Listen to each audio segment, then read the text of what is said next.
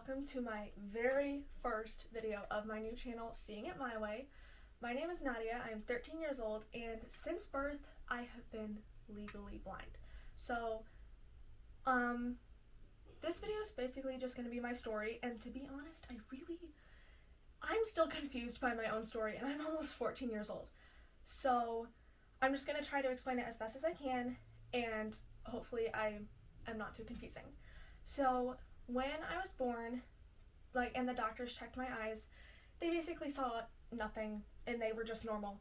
And then, I stood close to the TV and stuff, but my parents just thought, that's normal, all that stuff. And then I started, recognizing colors, and I was doing really well. And then, before I turned 18 months old, my parents started noticing my eye, turning inwards, and, so they took me to my pediatrician, and she said that that could be normal, but if we were really concerned, then my parents could take me to a specialist. So we went to this doctor, and people come from all over to see him because he is so good at what he does. And he looked in my eyes, and he started asking all of these questions, did we have history of vision loss in our family, all these things, and the answers were all no. So my parents decided to do these tests, and they came back showing that I see little to no light and that I see no color. And that just confused them because I had been recognizing colors and all of these things. And so it did show that I am blind from the middle of my eye down, and that is true. So right now I'm talking and I cannot see my hands right here. So I can't see anything from the middle of my eye down, and that is true. And so my parents kind of played a game of wait and see, no pun intended. And they said that I could lose my vision or I could not lose my vision. So for a few years, it stayed pretty much the same. And still, my prescription changes sometimes, and sometimes it's just a little bit. But in one of the tests, this I think was a couple years ago, my vision I think it was my left eye was 20/400, and in my right eye it was 20/280. So what that basically means is, in my left eye, what someone with almost 20/20 vision, what they can see from 400 feet away, I have to be 20 feet away to see it. And so the same thing in my right eye, except just with 280 feet. And so I was prescribed glasses, and I still wear glasses. I've had a lot of pairs. And I've had glasses since I was almost 2 years old, and I did try contacts one time, but that was not a good experience. So I stuck with glasses, and we basically just, I was referred to as a curious case because literally no one had any clue about my vision. No one. They didn't know what it was, and so, a couple years ago, I think I was either 9 or 10, we started going to a different eye doctor, and it was basically for insurance purposes, but then it turned out that we loved him, and he said that my vision was one of the mutations.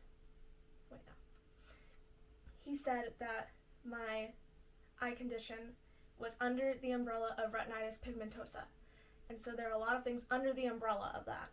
And this is the part where I kind of get confused. But I think it was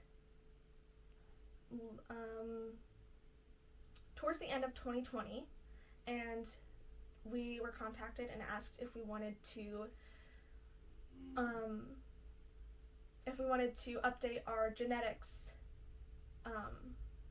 our genetic records, I think.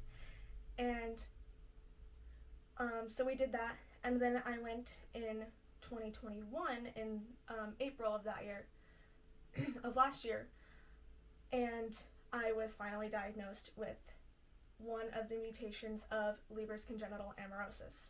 And so when I was 12 years old, I finally got a diagnosis for my eye condition.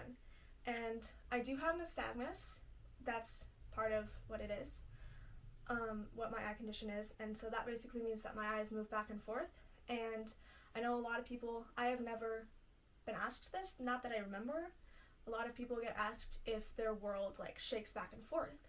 And as I've gotten older, I can notice like my eyes, like the world shaking almost, but my brain just corrects it. And so I only really see it if I'm like super tired or something like that.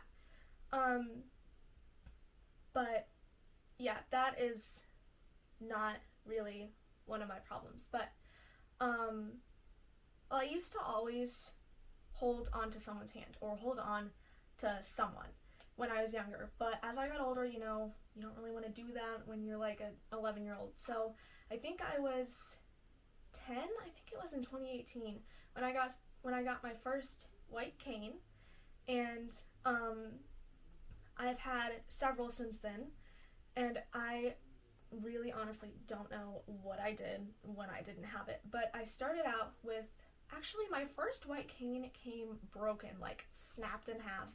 So we did fix it with like, I think my dad put like little wooden stick, like rod things, like a dowel rod or something, and kind of like taped it together. And that was one, it did not roll, because normally they roll back and forth, but that one did not roll, so I had to tap, and it always was getting stuck. I usually did it when it was dark outside, and I would just like I would ask my parents, give me something to go find. And so I did that, and it was sometimes really hard because I was afraid I would like snap it. So then I got another cane, and I've had I think 3 or 4 since my first one, and I honestly don't know what I would do without it. And I might someday get a guide dog, but I'm just still on the fence about it. But that is basically my story, and I hope I didn't confuse you too much, because I am still really confused by this. I actually went and I asked my mom a bunch of questions, and she kind of tried to explain it to me, but I still don't really get it. But I hope you enjoyed this very first video of my channel, and if you have a story similar or just like a vision story and you want to tell me about it, please leave a comment in the comment section below. And if you liked this video and you want to see more, please subscribe and hit the notification bell so you'll be notified every time I upload a new video.